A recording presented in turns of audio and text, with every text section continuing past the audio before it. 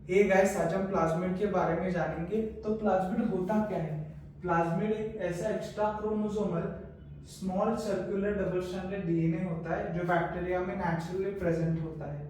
अब extra chromosomal क्यों?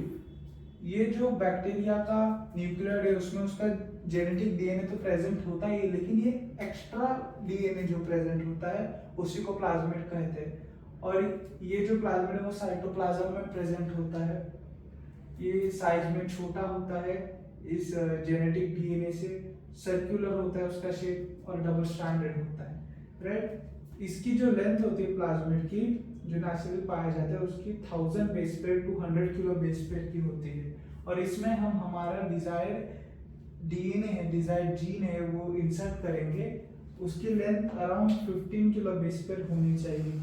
इस प्लाज्मिड की कैपेसिटी उतनी होती है, राइट। तो आपको ओराई क्या होता है, सिलेक्टेबल मार्कर क्या होता है, ये मैं लास्ट लेक्चर में बताया होगा। मल्टीपल क्लोनिंग साइट भी आपको पता है क्या होते हैं। वहां पर हम हमारी जो डिजायर्ड जीन है वो इंसर्ट कर सकते हैं यूजिंग रिस्ट्रिक्शन एंडोन्यूक्लियस, और बाद में सील होते हैं वो दोनों यूजिंग लाइगेज एंजाइम। तो पीयूसी 19 में ये सारे रिस्ट्रिक्शन साइट्स होते हैं इस मल्टीपल क्लोनिंग साइट में। ऐसा ही एक और प्लाज्मिड होता है जिसे पीयूसी 18 कहते हैं। बस फर्क उतना होता है कि उन पीयूसी 19 और 18 में कि पीयूसी 19 के पूरे ऐसे पूरे उल्टे जो रिस्ट्रिक्शन साइट्स है वो पीयूसी 18 में होते हैं। माने फर्स्ट हिंट 3 होगा पीयूसी में, पीयूसी 18 में, बाद में एसपीएच1 होगा, बाद में पीएसटी1 होगा, ऐसे करके पूरे उल्टे। अभी इसमें लैग्जेड जीन और प्रोमोटर भी होता है, इसके बारे में मैं आगे बताता हूँ। अभी हम ब्लू आइट स्क्रीनिंग के बारे में देखेंगे। ये स्क्रीनिंग हम इसीलिए करते हैं कि ताकि हमारा जो डिजायर्ड जीन है वो मल्टीपल क्लोनिंग साइट है वहीं पे जाके अटैच हो, वहां पे जाके इंटीग्रेट हो।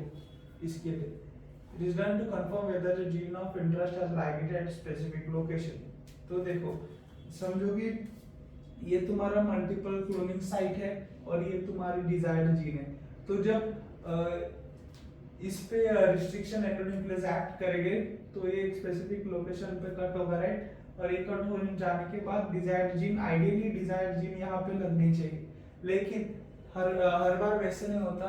3 सिनेरियोज बनते हैं यहाँ पर कि ये जो वेक्टर है अपने आप में सेल्फ लाइगेट हो जाए रिस्ट्रिक्शन एंडोन्यूक्लियस के एक्शन के बाद। ऐसा भी हो सकता है डिजायर्ड जीन यहाँ पे नहीं एंटर कर पाए, यहाँ पे नहीं ऐड हो पाए, और लाइगेज अपने आप इसको खुद को लाइगेट कर देगा। ऐसा एक सिनेरियो हो सकता है। अगर हुआ, अगर एंटर कर दी डिजायर्ड जीन, वो मल्टीपल क्लोनिंग साइट की जगह पर ना नहीं अटैच हो, कहीं और पे जाके ऐड हो जाए। और तीसरा जो सिनेरियो है वो आइडियल सिनेरियो है, क्योंकि वो लैग्जेड जीन का स्ट्रक्चर डिसरप्ट करके वहाँ पे मल्टीपल क्लोनिंग साइट जो है वहाँ पे जाके ऐड होती है, और इसको रिकॉम्बिनेंट मॉलिक्यूल कहते हैं। तो लैग्जेड जीन का डिसरप्ट होना है इसमें इम्पोर्टेंट है, क्योंकि लैग्जेड जीन जो है वो बीटा गैलेक्टोसाइडेज एंजाइम कोड करती है, और यही एंजाइम की मदद से हमें समझेगा कि हमारा जो रिकॉम्बिनेंट मॉलिक्यूल सही से बना है कि नहीं।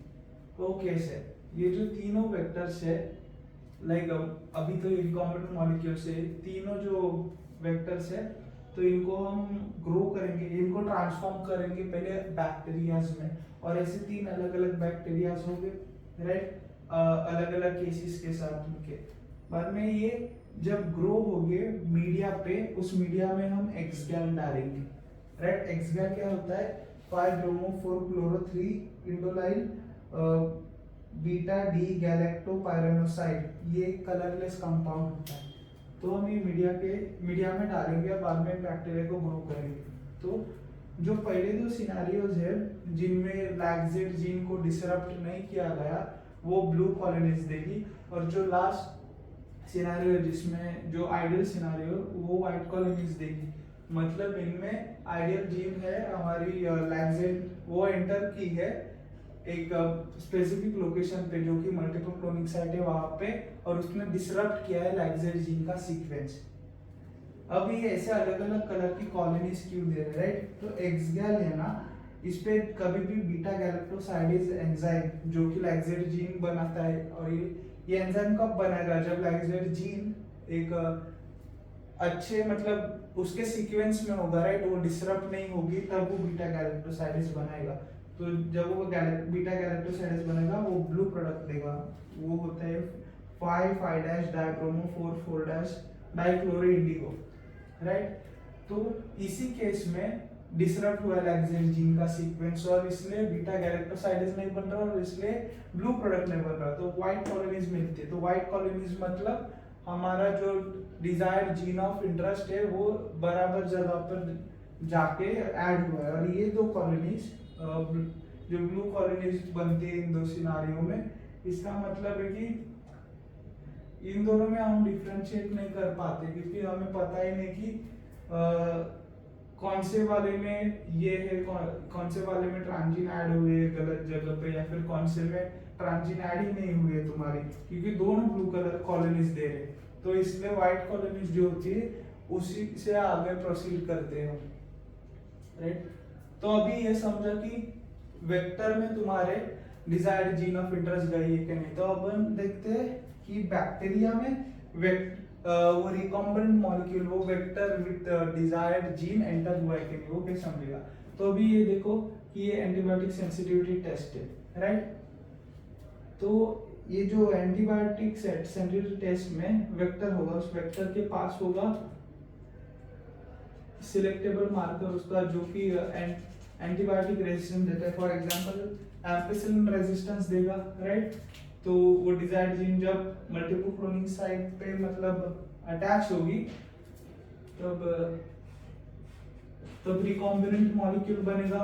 और अगर रिकॉम्बिनेंट मॉलिक्यूल बना तो ऐसा इंपॉर्टेंट नहीं है कि हर बार ट्रांसफॉर्मेशन, जब ट्रांसफॉर्मेशन होगी बैक्टीरिया में, कई बार वेक्टर नहीं एंटर करता बैक्टीरिया के अंदर, जैसे कि इस केस में एंटर किया है वेक्टर और इस केस में नहीं किया।